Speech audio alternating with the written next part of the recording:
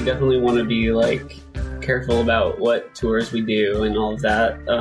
And yeah, we've done a couple that no one got COVID on, so, you know, knock on wood. But yeah, we're definitely going to get out there, and we have plans in the works. So you did tour at some point during the pandemic? Yeah, we did a little, like a West Coast run in April, and have been up and down the West Coast more or less, like just like a couple times since, like 2021, I think. Yeah. There's this weird thing about releasing an album at any point in the last 2 years where it's this thing that you've been working on for a long time, and it's like it's impossible for that release week not to feel maybe like a little anticlimactic, because there's like there's like a finite number of things that you can actually do around it. Totally. Yeah, I know. I feel like I knew deep down there was going to be like, there's going to be something that lines up with the release date, you know, and it seems, there's like this, you know, this new surge, although I think people are pretty down to come out still and just be, I guess, as cautious as we can. But yeah, it's definitely different now. There's kind of never not a surge of some kind at this right. point. It seems like exactly. You either tour in the next 2 years or you don't. Those are basically the options at this point. Mm-hmm. Yep. Yeah. And we're going to do it for sure. Like, yeah, just kind of a matter of when. Is this a pandemic record? Totally. Yeah. Yeah, no, it definitely is kind of it's a label for sure, you know, so you like, I hope it doesn't change how people listen to it. But if for us, it was just like during that time when no one was really allowed to do anything. And so we were just kind of like, let's just, you know, create our own little bubble between the four of us and start rehearsing and go into the studio. What does it mean for you to be a pandemic record? I mean, you know, beyond just obviously the timing of it, are there themes that kind of bleed in? Kind of. I mean, yeah, I think one thing was I also got really back into landscape painting, which was kind of like a bigger part of my life, and like around 10 years ago, actually. And, but now I'm like kind of back into it because it sort of became clear that it was like the perfect, sort of pandemic activity, because you're outside alone, away from people by design. So it's like a great meditative kind of, activity. And I think that spawned a lot of like, not that the record was like born from that, but I think it was kind of like that vibe of like just being outside and trying to focus on the things I love and like not get swept away too much. Although I wasn't necessarily, you know, trying to be ignorant of everything going on, but yeah. You were actually like that guy standing outside with the easel and painting a landscape. Yeah, I got this really, it's kind of slick though. It's like this little wooden like box that's kind of like a flat rectangle, and it hooks up to a tripod, and it's pretty sleek. Like you can just put it in your backpack, but you can like, it opens up and the top part holds like the panel, the painting. And then the bottom tray is like, you mix the paints and stuff. So it's like a very easy, you can just take it on a hike and like find a little secluded area and then like set up and like make a little painting and just spend all day basically outside. So I don't know if that, I mean, obviously, you know, a lot of people paint different things in different ways, but it's really this really kind of classical version of it where, I don't know, for me, it seems like the kind of thing that I see people doing in like TV shows, but I can't remember the last time I actually saw somebody standing outside with an easel. Yeah, for sure. It's definitely like not on the cutting edge of like the arts or anything, you know? But I think I really like that about it. And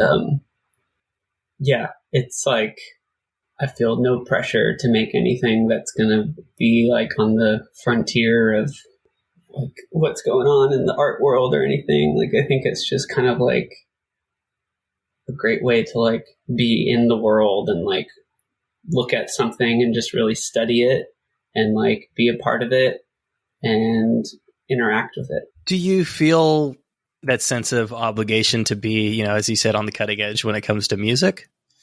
I think maybe that is why I said that. I don't know.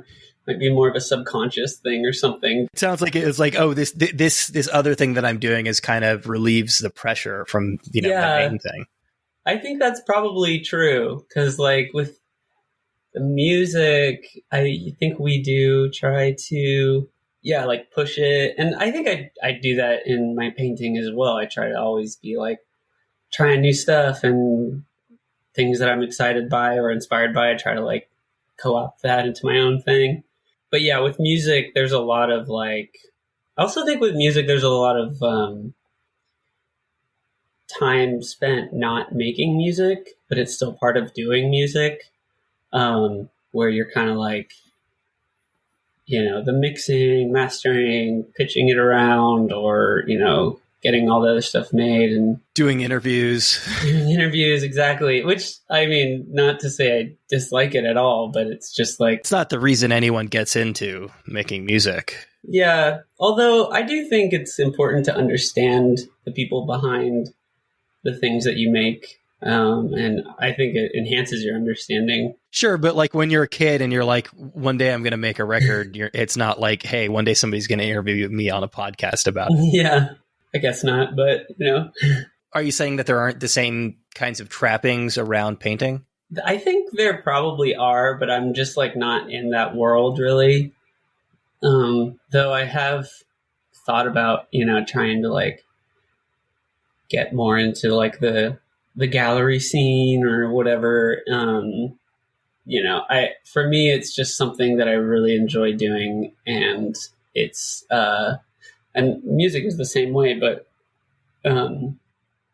yeah, it feels like a quick, like I'm just like instantly transported once I'm like outside painting something, and just like you're so in the moment, you know. Painting in particular, and I guess fine art in general, is such an interesting thing. Certainly there are things that I appreciate, and I go to galleries and there are certain painters and paintings that I appreciate more than others, but I would have so much difficulty kind of quantifying what makes something good.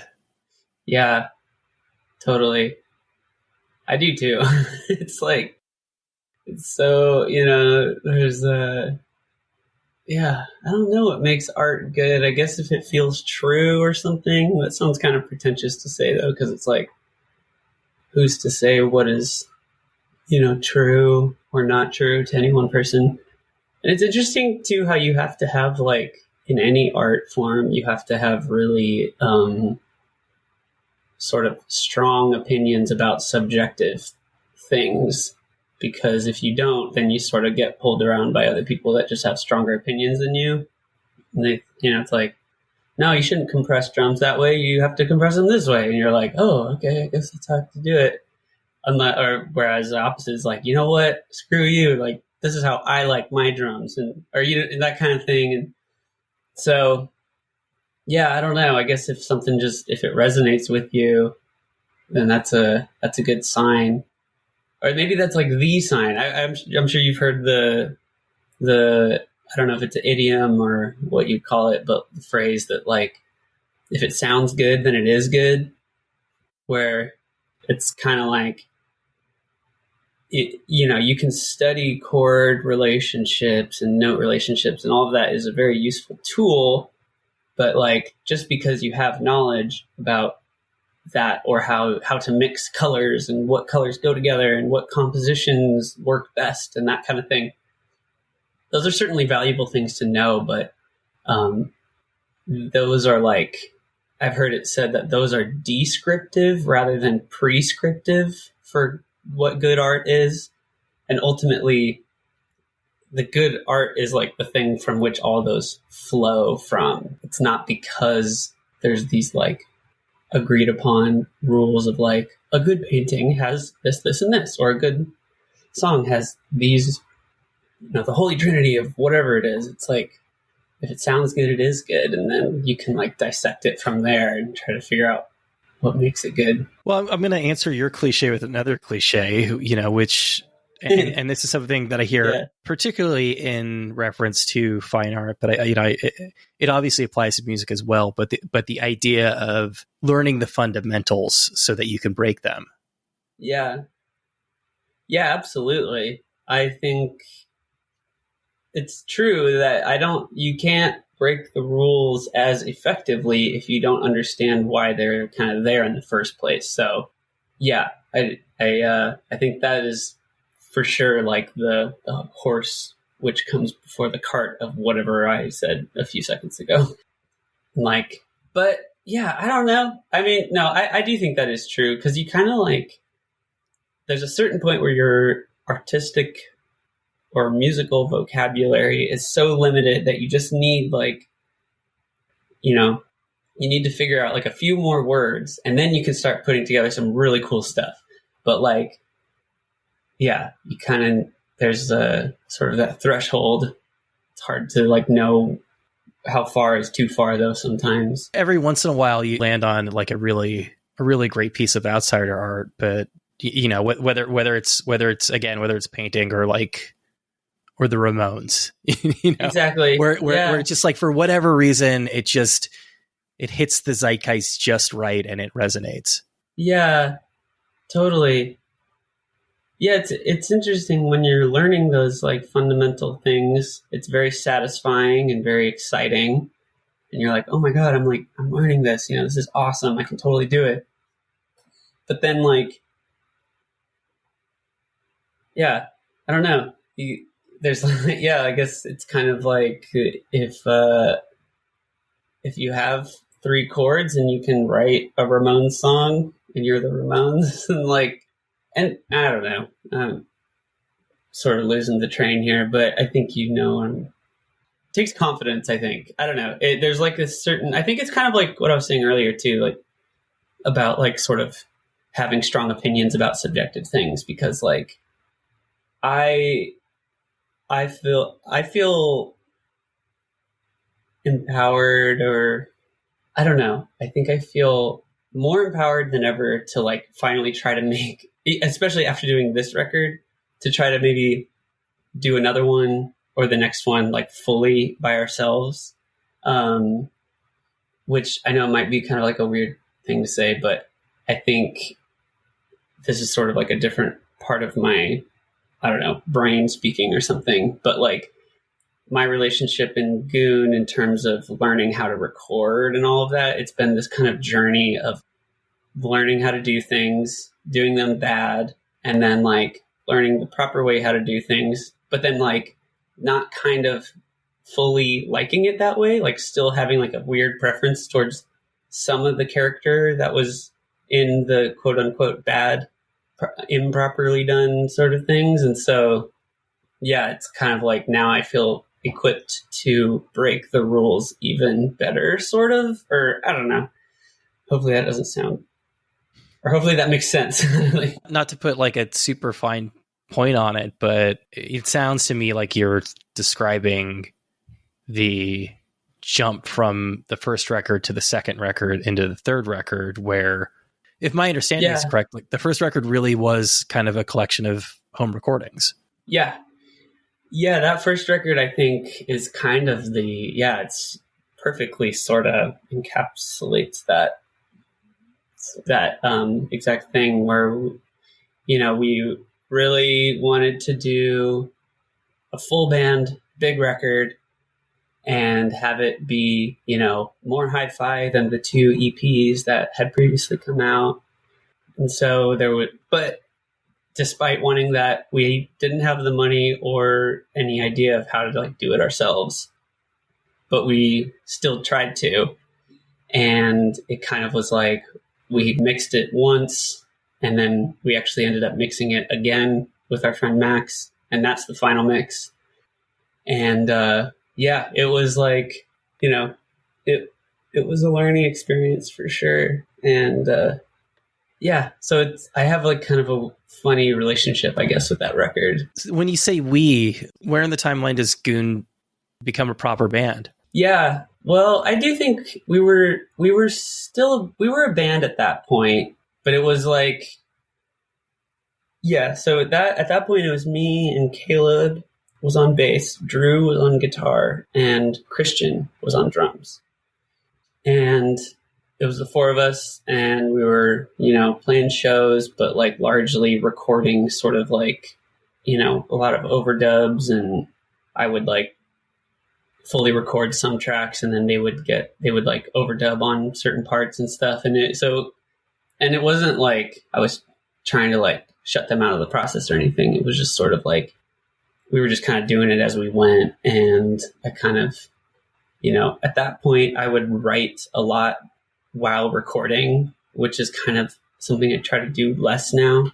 So yeah, there was the four of us. And then over time, Christian had a kid and decided it was all very amicable for all three of them, but they basically all kind of like moved on, and I kept going, and that's sort of the simplified version of it, I guess. But along the way, we picked up Andy now on drums, and then Dylan, who is now on guitar, and then Tamra on bass. And so, and then in the middle of all of that, we got dropped by our label, and it was sort of like the closing of chapter 1. And now this feels sort of like chapter 2. So did getting dropped by the label, I mean, was there any point where that felt like the end? Oh yeah, for sure. I mean, it was like, getting signed to them was like, up till that point, the most exciting thing that had happened to us as a band. And then to have it just like slowly and sadly fizzle out over like the course of a year or two, and then, just sort of like ended. It was definitely a bummer. And it did feel like the close of a chapter, so much so that I definitely was like, you know what, maybe this is a good point to like move on from this, and just kind of like, and I struggled with that for a while, because there was this feeling that I still definitely wanted to make music, because deep down I think it's just like what I want to do. But I felt this pressure that like I couldn't release music if I wasn't on a label, like it was somehow like less than. Yeah, less than, exactly. Yeah, embarrassing. I get that impulse, and I felt that way about certain things, but it does seem like one of those things, we deal with this a lot in life, where when you look back at it, the parameters that you set for yourself feel almost arbitrary. Absolutely. Everything is completely made up. And like, it's like, why would I limit myself? Because it's not like it's coming from anywhere else either. It's like a total like self-imposed thing to feel that way. So in 2020, whatever, like nobody is going to judge you harshly for releasing music on SoundCloud. Yeah, absolutely. And like, I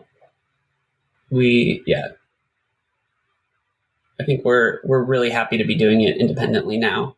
And like, a lot of ways it feels like the most kind of, maybe I shouldn't say real, but like it feels like more of a album rollout than Heaven is Humming was. And it definitely feels like something that, just like the album itself, is something that we're all really proud of. So yeah, there's nothing really lost there other than money and a team and all that shit. But I know in the grand scheme of things, band names and project names are kind of arbitrary. Yeah. In this specific case, when there wasn't necessarily that much that survived from the first record, why did the project keep going? Well, I feel like it definitely feels like a continuation.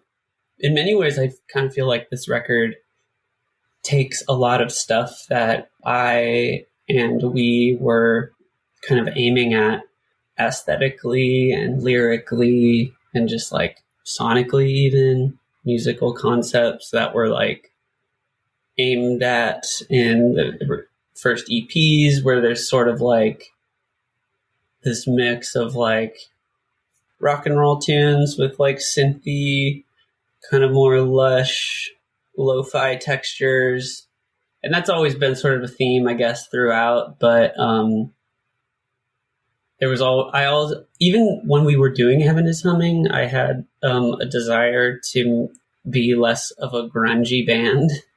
And I think that was mainly because it was just such a long labor to work on. And like by the end of it, it was just like, man, I don't want to make this kind of music anymore, you know, but we still love to be loud and play loud shows and all of that. But I think this record and also the EP that we put out earlier this year are sort of like, they feel like a culmination of that desire to try something less grungy and just kind of push things more in that, like, not lo-fi, but kind of, I don't know, more introspective, Boards of Canada influenced, not only synths, you know, but like just vibe, I guess. It's just staying on the note of just completely arbitrary music industry things.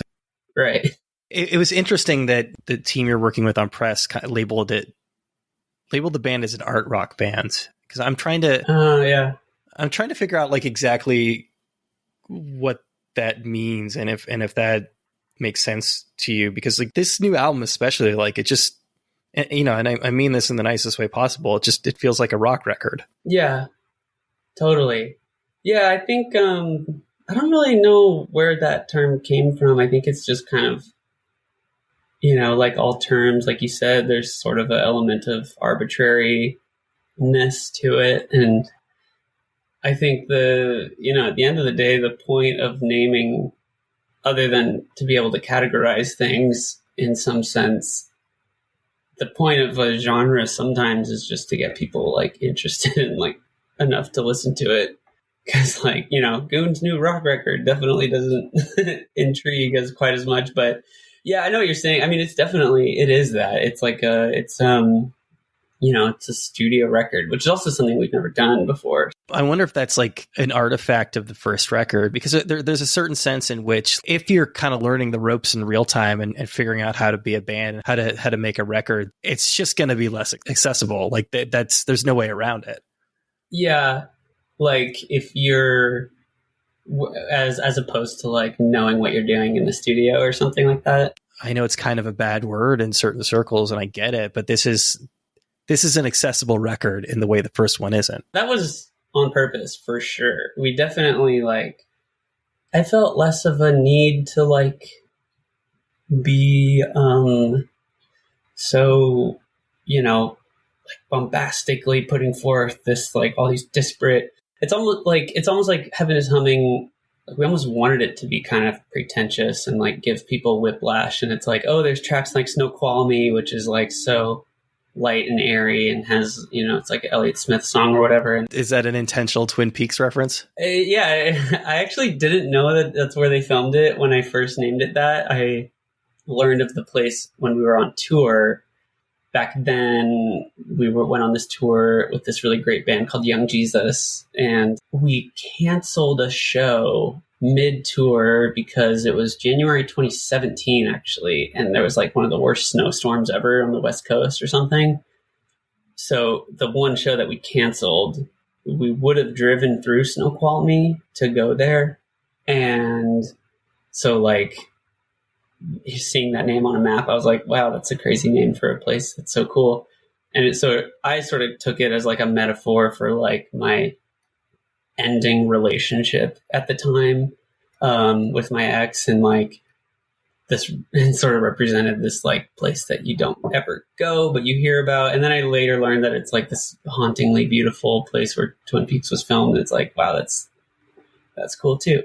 Take that. It's one of those nice coincidences. And the reason why I made the Twin Peaks reference is because you're saying it was light and airy. And that's the musical aesthetic I think of when I think of Twin Peaks. Yeah. Yeah. There's less like baritone guitar with chorus on it or whatever, but it's definitely light and airy and has that kind of haunted Pacific Northwest vibe. There was more of an attempt to make like a cohesive record this time around. And yeah, less of a desire to like, you know, make like, I don't know. I wanted it to be very welcoming, and that felt like a very noble goal or something. I mean, again, especially when it feels like the world is falling apart around you. Yeah, exactly. Yeah. Is that Cohesion? Is that thematic too? I mean, I've read and heard you talk about the record, and there's a lot of reoccurring motifs. I think suburbia being the main one. Definitely, I think a hallmark of the lyrics on Heaven is Humming is that there is kind of, and just the EPs before it as well, there's sort of like a stream of consciousness lyrical thing going on that I was more interested in back then. And I still enjoy that now, but I tried very hard to come up with some stuff, sort of study it and like work on it and like really get into it in a way that hopefully I was able to like, or my hope was to discover what like themes were sort of coming out naturally. And then after sort of figuring that out, to sort of like seize on it and pursue it more intentionally without being too heavy handed, but also being like hopefully clear and trying to like play with that tension. Yeah. Another, I guess, aspect of it being a pandemic record was being able to have all that time to do that. Specifically, I guess to you and again, thematically on the record, what does suburbia represent? You're out there in LA. I'm in New York. Yeah. And for me, New York has been, for a lot of reasons, a hard place to ride out the pandemic, to be sort of stuck in my apartment here. And so when I think of it, especially in the context of the last 2 years, there's sort of like a sprawl and a space that I don't really get in the urban environment. Yeah, totally. Yeah, I think I was thinking a lot about the kind of there's like a nostalgic element to the suburbs for me, and I guess probably most people who grew up there. But I was like not necessarily like missing it. I was just kind of like, I just get so sucked into that nostalgia. And I think I'm very guilty of using nostalgia as just like an escape. I don't know, but I think it's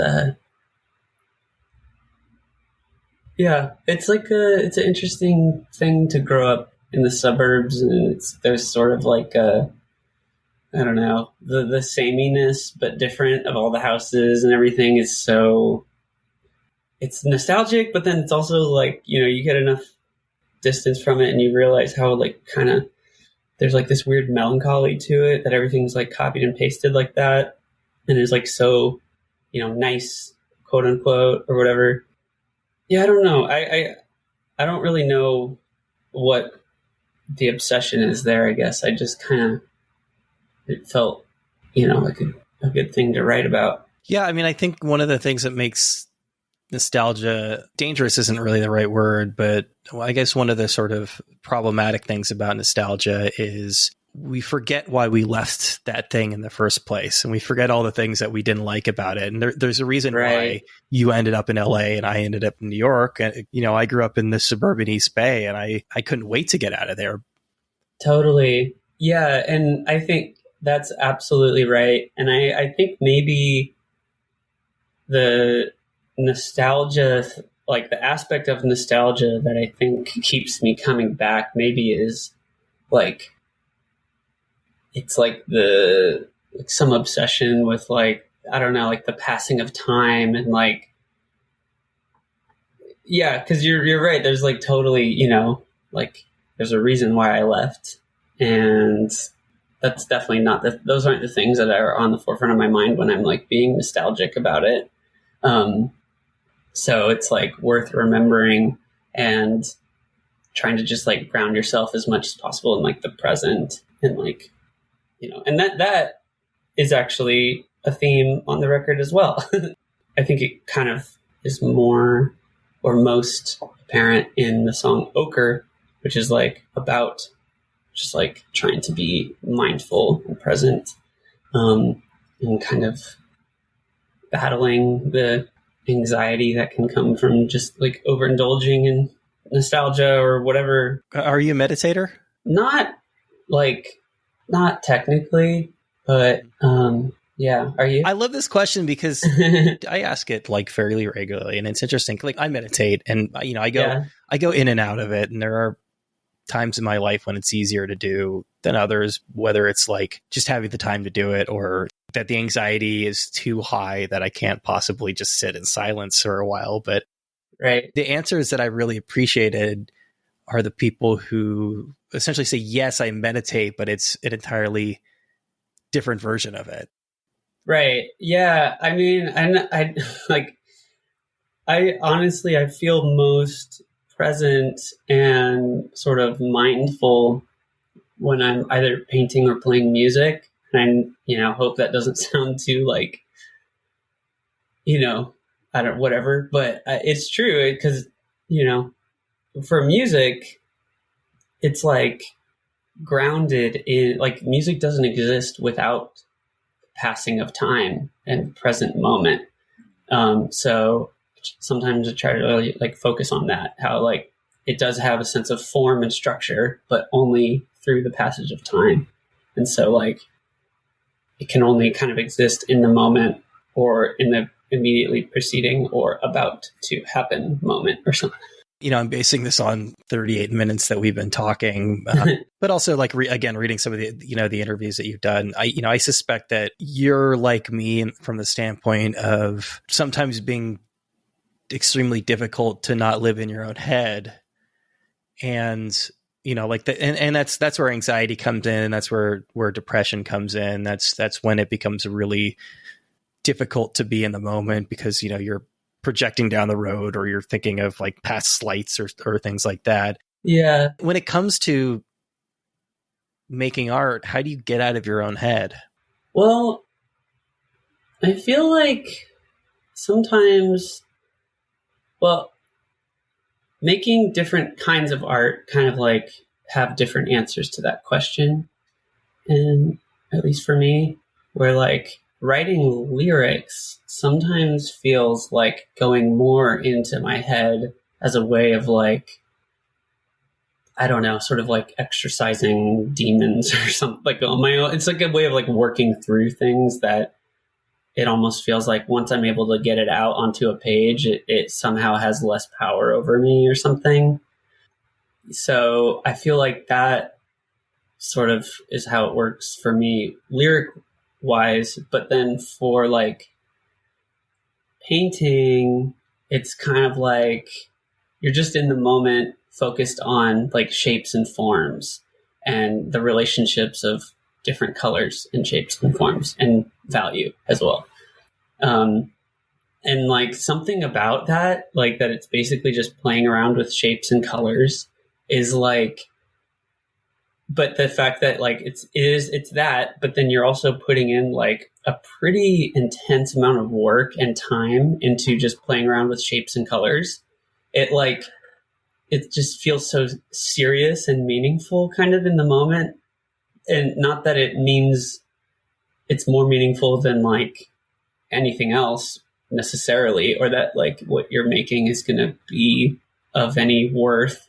It's just so life-giving, I think, to like focus on something that you could pretty easily call trivial, like shapes and colors for, 8 hours or whatever. It's like, all right, come on, but, yeah, I don't know. It's something about that is just so fun and exciting, and it always helps me get out of my head. I'm going to make a really big leap here, and I need you to kind of come along with me on this. I'm with you. As you were describing the Snoqualmie song, and I think this pertains probably to a lot of what you do lyric-wise, it's important to find the right metaphor to hang the song on. Yeah.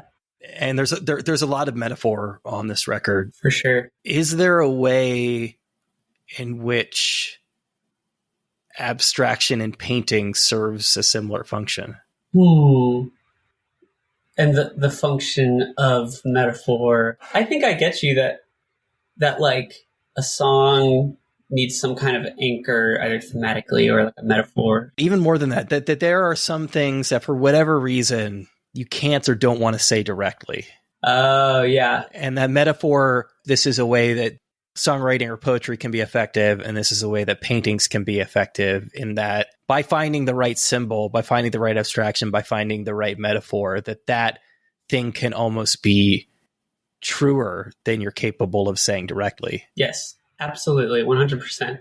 I think that it's, it does require a little bit of like, you sort of have to like suspend, like as the listener or viewer of something, you have to like acknowledge that like, maybe I'm like missing this a little bit, but I think but like, I guess what it makes me think of is how like I can like paint a landscape and like essentially have it mean like I wish I wasn't depressed anymore or something but like, it's just a landscape of some trees and like a red ladder, or you know what I mean? And it's like, how can that mean that? And how would I ever expect anyone to know that? But like, that was very much like the intent put in behind it, and among other things. But like, I think images and songs can definitely mean so much more than what they say. And I think that's like, I don't know. I think it's really important to be able, because to me, that's kind of like one of the more exciting parts about music and painting is like beyond form and beyond tunings and production styles and all this. It's like, it culminates to like say something. And of course, in the lyrics, you're able to like very much say things, but like, what happens when, I don't know, like on Wavy Maze, we put together like a lyrical idea that combines Zelda and the sound of people's voices getting quieter in the snow, far away. Like allow me to kind of coin a phrase here, but it's I think it's the alchemy of juxtaposition. Hell yeah. It is. It for sure is. Like it's kind of like honestly he is not very present this time around, but there was this like Goon like monster kind of robot demon figure, whatever. I don't know. It's like he's on the cover of like a mascot. Exactly. On the cover of the Dusk of Punk EP, as well as the Heaven is Humming record. And that symbol, it was really inspired by Stanley Donwood and the Kid A bear logo that he came up with for Kid A. And like how it's like this very aggressive, sinister, scary looking, simple image that feels so like inhuman and scary. It's got the fangs. Yeah, those fangs, and it's like a perfect circle that kind of has like Mickey Mouse ears, and then like two perfectly circular eyes with like lines going down the center of each eye, so they sort of look like cat eyes, and then just like super like zigzag across the bottom half of the circle to create these like sharp teeth. It's so menacing, yet it's paired with Kid A, which like, is a dark record, but like it's not like, I always thought that juxtaposition was like so fascinating because you would almost expect to see that logo for like a black metal band or something, or maybe not, but you know what I'm saying? Like, and so I basically tried to steal that with the Goon bot guy. I think it even goes deeper than that. I had to look it up to double check, that it was what I remembered in my mind, where I think there's an inherent juxtaposition of making what is like effectively a teddy bear character one of the most innocent things we in life. This, again, as you said, this sort of like menacing figure. Yeah, like a safe, cozy thing. Like, you're presumably your first inanimate object that you like have a real relationship with. And then it becomes this like, sinister thing, which I feel like we focus less on that, which is sinister, but there is an emphasis on darker mental states and stuff like that. And I felt that like the artwork of like the red ladder in a landscape to me kind of has a similar juxtaposition that is like, for, as you kind of said earlier, like a somewhat straightforward rock album, but with like a symbol or like this painting that is kind of, at least in my mind, is not, they don't necessarily go together at first. like now they're inseparable in my mind, but like there seems in my like perception of it, there's kind of this relationship between the music and the art that is important. You strike me as somebody, whether it's an interview or whether your press people come to you and say, hey, you know, we need some like quotes for this PR, like, you know, can you sort of talk about the songs? Musicians especially, but probably painters too. Granted, I speak to fewer painters, but there's a hesitancy that I understand when it comes to not wanting to explain the meaning behind things. Yeah. It sounds like you don't really have much of that you're really kind of willing to tell people where you're coming from. Yeah, I think, I don't know. I feel like people are open, of course, to like, I will gladly accept anyone else's interpretation of things, but I've never felt very satisfied with like those kinds of answers where people are like, what was the inspiration behind the song? And of course, sometimes it is just like, I don't know, I just wrote it. Like, what do you think it means? And like, if that is what it is, like, that's cool too. Fine. But I don't know. I also feel like I'm a huge fan of Boards of Canada and their whole aesthetic of being very secretive about all their methods and everything. And not that they're trying to be like dicks about it. I think they just are reclusive people or whatever, but very probably normal people.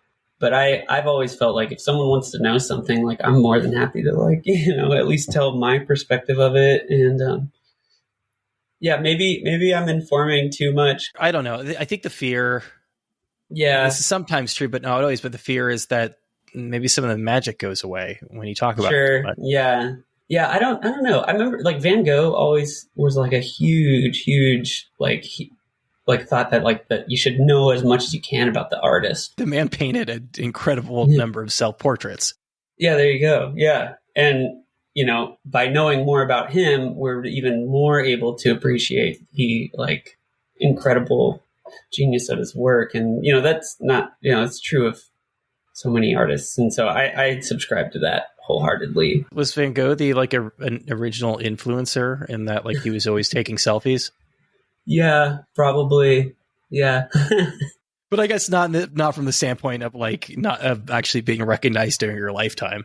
Yeah, exactly. Yeah, he was in it for the long game, the real long game. But in the end, I mean, it's kind of fucked up to say, but I mean, in the end, isn't that kind of part of the appeal too? Yeah. Of knowing that it was somebody who got really dark and had a lot of struggles, but was still capable of making incredibly beautiful art. Yeah, absolutely. Yeah, he was so like obsessed with this idea of creating paintings that could like redeem people from the darkest points of their life. And like, it's like, it's really crazy how that just happened. You know, it's like truly, I don't know, one of the greater things, I suppose, or it's like one of the greatest tragedies, but also gifts in a way. I think people want to be ahead of their time until they figure out like what that really means on a pragmatic level. Yeah, it's very lonely.